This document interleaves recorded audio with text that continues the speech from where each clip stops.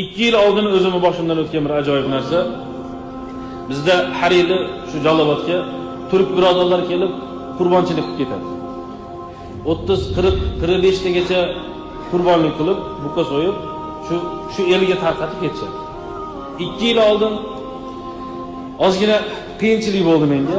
Sheriklarim sal ketib qoldi-da, o'zim yolg'iz qoldim. Keyin aytdim, Xudo xolasa keyingi yil men qatnashmayman dedim.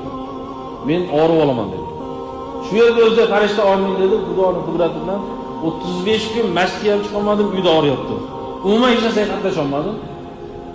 Aytmoqchi bo'lganim, shunday so'z chiqqanini o'zingiz ulgurmay qolasiz, farishta amin deb qo'yadi ekan.